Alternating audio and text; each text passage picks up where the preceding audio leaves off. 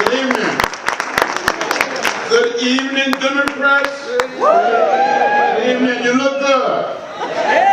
You're a very good-looking group. You're beautiful. You're handsome. You just look good. You look like you're fired up and ready to go.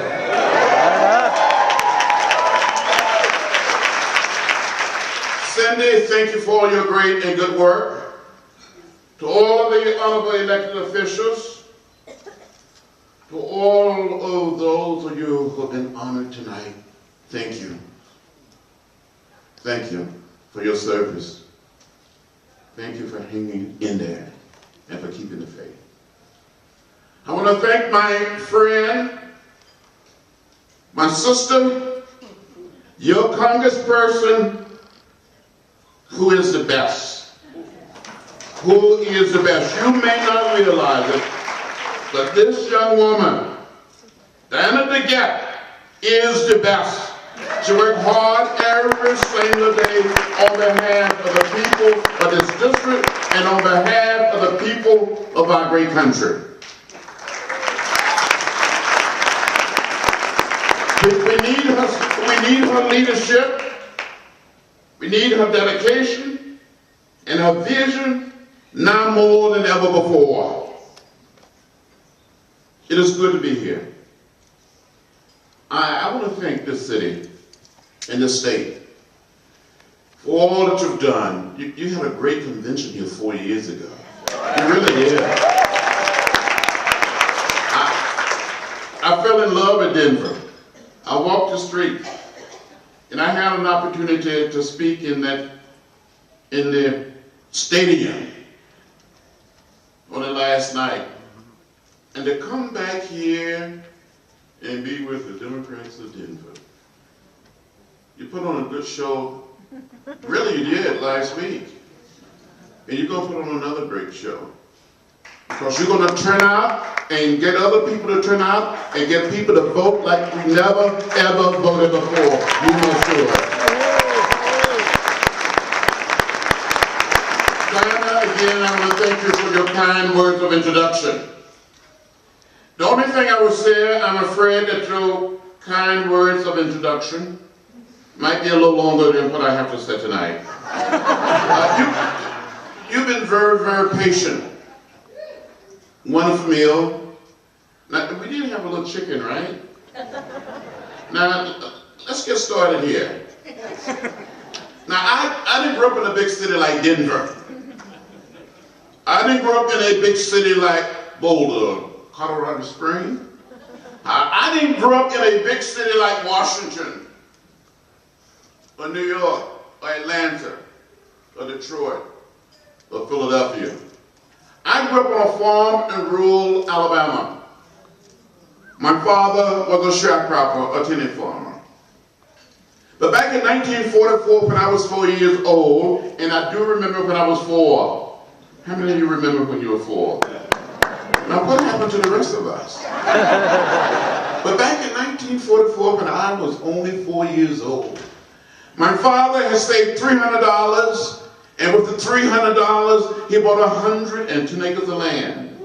My family still owns this land today. On this farm, there is a lot of cotton and corn, peanuts, hogs, cows, and chickens. We did have chicken tonight, right? Did any of you know anything about raising chicken? Oh, yeah. Don't fool me. You don't know anything about raising chicken. As Democrats, some of us can make a lot of noise.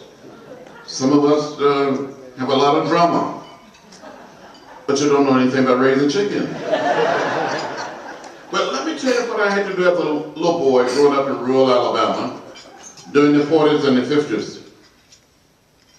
It was my responsibility to care for the chickens. And I fell in love with raising chickens like no one else could raise chickens. To take the fresh eggs and mark them with a pencil, place them under the setting hen, and wait for 3 long weeks for the little chicks to hatch. Some of you may be saying, now, John Lewis, why do you mark those fresh eggs with a pencil before you place them under the setting hen? Well, from time to time, another hen would get on that same nest. And there would be some more eggs. And you had to be able to tell the fresh egg from the eggs that were already under the setting hen. Do you follow me? It's okay, you don't follow me, it's all right. It's okay. But these little chicks would hatch. I would fool these setting hens.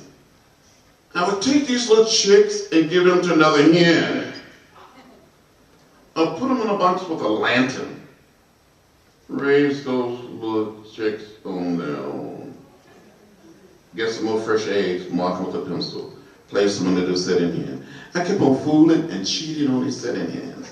Because I was never quite able to save $18.98 to order the most inexpensive hatcher incubator from the Cicero bookstore. Any of you here in Colorado, maybe that didn't grow up in a big city like Denver or someplace else, and remember the Cicero Buck catalog? You really do? That big book, heavy book, thick book. Some people call it the wish book. I wish I had this, I wish I had that. Other people call it the ordering book. Well, I just kept on wishing. As a young child, I wanted to be a minister. I wanted to preach the gospel. So from time to time, with the help of my brothers and sisters and my first cousins, we would gather all of our chickens together in the chicken yard. And my brothers and sisters and cousins would line the outside of the chicken yard. But along with the chickens, they help make up the audience, the congregation. And I would start speaking or preaching. And when I look back on some of these chickens would bow their heads. Some of these chickens would shake their head. They never quite said amen. But I'm convinced, Congresswoman Diana DeGette, that some of those chickens that I preached to in the 40s and the 50s tended to listen to me much better than some of our Republican colleagues listen to me today in the Congress.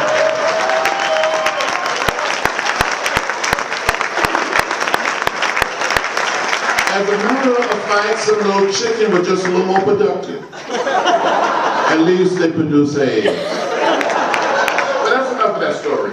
Remember, visit the little town of Troy, visit Montgomery, visit Tuskegee, visit Birmingham.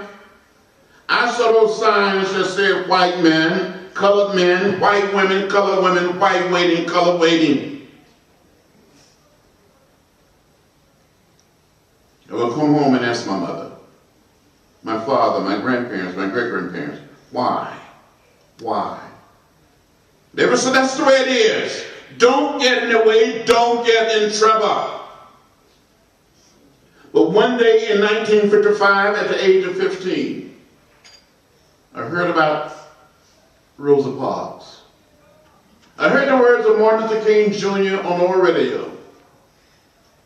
The action of Rosa Parks, the words and leadership of Dr. Martin Luther King Jr. inspired me to find a way to get in the way.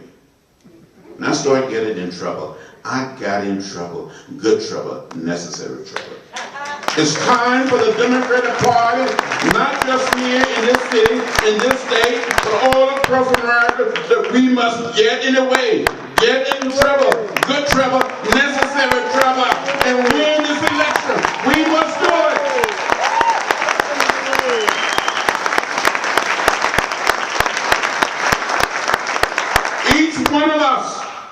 Each one of us must go out and do our part. If we fail to act, we fail to work hard, register those that need to be registered, organize those that need to be organized, and mobilize those that need to be mobilized, we fail to act, history will not be kind to us. We must stand. They will not take or steal this election on our watch.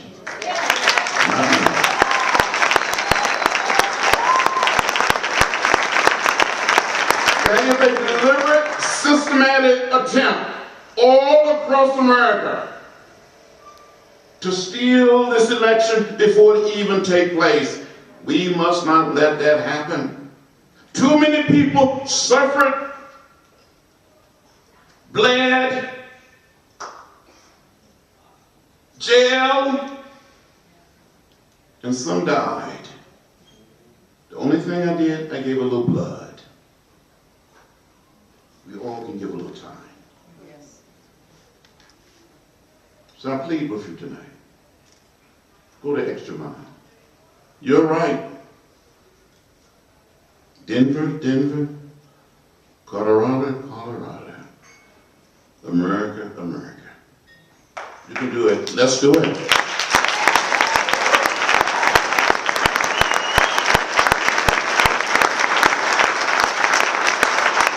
Now, I stand here tonight as a living witness. I will never forget, and it become a little emotional for me. When I was very young and had all of my hair and a few pounds lighter, 23 years old, and chair of the Student Nonviolent Coordinating Committee, better known as SNCC.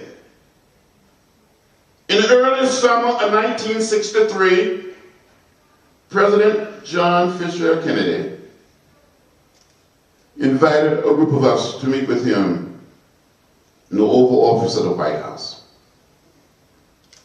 And it was in that meeting with Martin Luther King Jr. and others, 6 of us, that we told the president that we were going to have a march on Washington. A march for jobs and freedom. President Kennedy didn't like the idea of bringing hundreds and thousands of people to Washington. He said, if you bring all of these people to Washington, won't there be violence, chaos, and disorder? And we would never get a civil rights bill through the Congress. A. Philip Randolph spoke up. Wonderful labor leader who had organized the Brotherhood of Sleeping Car Porters. Said in his baritone voice, Mr. President, there's been orderly, peaceful, nonviolent protests. President Kennedy said, well, I think we're going to have problems. We left that meeting with the president. We came out on the lawn of the White House and said we had a meaningful and productive meeting with the President of the United States. With President Kennedy, we told him we were going to march on Washington. We went out around the country and invited 4 major white religious and labor leaders to join us in issuing the call for the march. On that day, August 28, 1963, next year will be 50 years. More than 250,000 Americans, black, white, Latino, Protestant, Catholic, Jewish, we all were there. And after the march was over, after Dr. King had delivered his I Have a Dream speech, he spoke number 10, I spoke number 6, and out of the 10 people that spoke that day, I'm the only one still around. President Kennedy invited us back down to the White House. He stood in the door of the Oval Office and he greeted each one of us. He was like a beaming, proud father.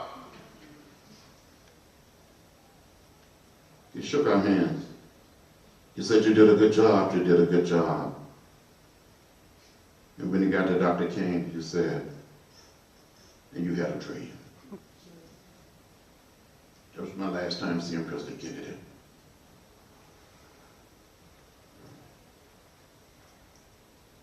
He was assassinated on November 22nd, 1963. But 18 days after the March on Washington, with a terrible bombing of this church in Birmingham, you visited with your mother. We went in that church. We walked through the park where Bull kind of used the dogs and the houses.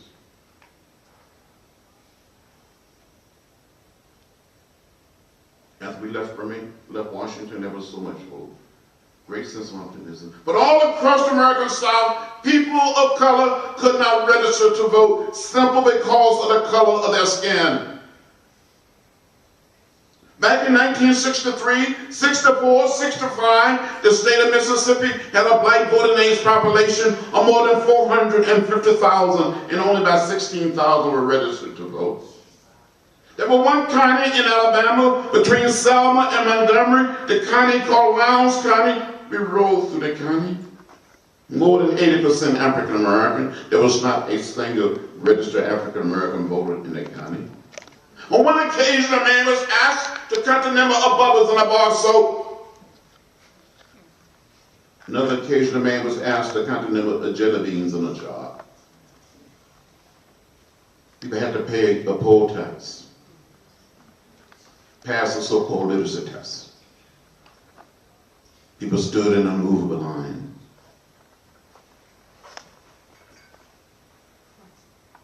President Johnson signed the Civil Rights Act in 1964, on July 2nd, 1964. He won a landslide election in November 64. Dr. Martin Luther King Jr. received the Nobel Peace Prize in December 1964. He come back from Europe, have a meeting with President Lyndon Johnson at the White House, and tell the president we need a voting rights act. President Johnson tell Dr. King in so many words, we don't have the votes in the Congress to get a voting rights act. I just signed the Civil Rights Act. Dr. Martin Luther King Jr. met with a group of us and said we would write that act. A year before, just think of short time ago, that hundreds and thousands of young people, students, teachers, lawyers, doctors, priests, rabbis, nuns, ministers, came south. And 3 young men that I knew,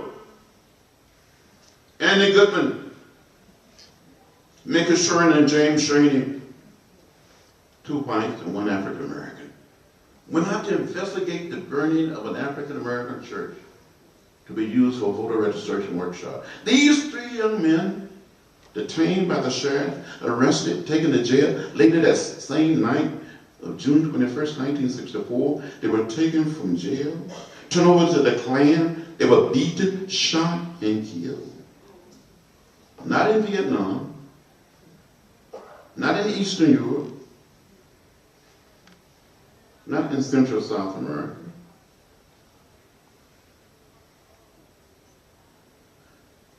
Not in the Middle East, but right here in our own country. So when people said, we want to take our country back, we want it back, we come too far. We made too much progress, and we are not going back. Democrats, we cannot go back. No. We cannot stand still. We must go forward.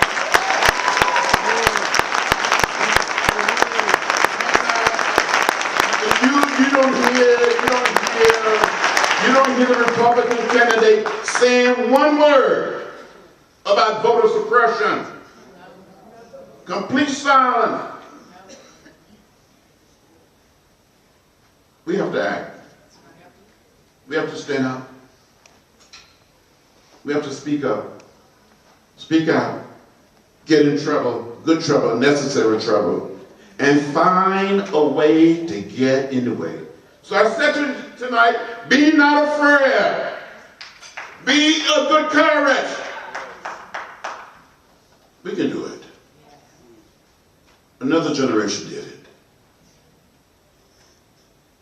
I think we're going to do it. I believe deeply in my soul, in my gut, that we're going to do it. We must do it.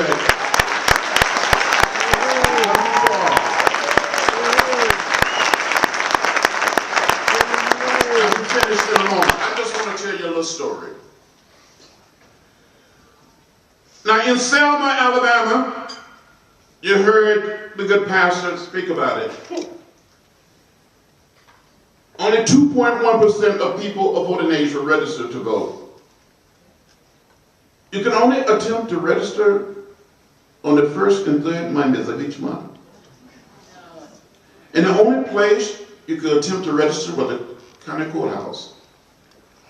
And from time to time, when people will be conducting a voter registration drive, the registrar put up a sign saying the office is closed. The registrar is on vacation. And it would be closed for several weeks or several months. People stood in line day in and day out. One day, when it was my day to lead a group of people to the courthouse, to be exact, January 18th, 1965, the sheriff came up and said to me, "John Lewis, you're an outside agitator. You're the lowest form of humanity." And I said, "Sheriff, I may be an agitator, but I'm not an outsider. I grew up only 90 miles from here, and I'm going to stay here. We are going to stay here until people are allowed to register to vote." He said, "You're under arrest," and took me and 60 other people to jail. A few days later, Dr. Martin Luther King Jr. and others came, and more than 300 people arrested. Elementary school children, middle school, high school, college professors, high school principals. We filled the city jail, the city stockade, the county jail. Then about 30 miles away in a little town called Marion, Alabama, the hometown of Mrs. Coretta Scott King, there was a protest, a march to the courthouse. A young man by the name of Jimmy Lee Jackson tried to protect his mother during the confrontation. He was shot in the stomach by a state trooper, and a few days later he died at the Good Samaritan Hospital, Little Catholic Hospital in Selma. And because of what happened to him, we made a decision to march from Selma to Montgomery, to dramatize to the nation and to the world that people of color wanted to register to vote. On that day, I was wearing a light trench coat. I was wearing a backpack before it became fashionable to wear backpacks. I thought we were going to be arrested and that we were going to go to jail, so in this backpack, I had 2 books. I wanted to have something to read. I had an apple and I had an orange. I wanted to have something to eat. Since I was going to be in jail with my friends, my colleagues and neighbors, I had toothpaste and toothbrush. I wanted to be able to brush my teeth. We get to the edge of the Emmett Pettus Bridge, crossing the Alabama River. Down below we saw a sea of blue. The night before, Sheriff Jim Clark of Dallas County, Selma is the county seat, had requested an all white man over the age of 21 to come down to the courthouse and be deputized to become part of his posse to stop the march. We were riding horseback. We continued to walk. We came within hearing distance of the state troopers. A man identified himself and said, "I'm Major John Clark of the Alabama State Troopers. This is an unlawful march. You will not be allowed to continue. I give you 3 minutes to disperse and return to your church or to your homes." Jose Williams said, "Major, give us a moment to kneel and pray before he can get word back. We all can get word back." The major said, "Troopers advance." You saw these men putting on their gas masks. They came toward us, beating us with nightsticks, bull whips, trampling us with horses, and releasing the tear gas. I was hit in the head by a state trooper with a nightstick.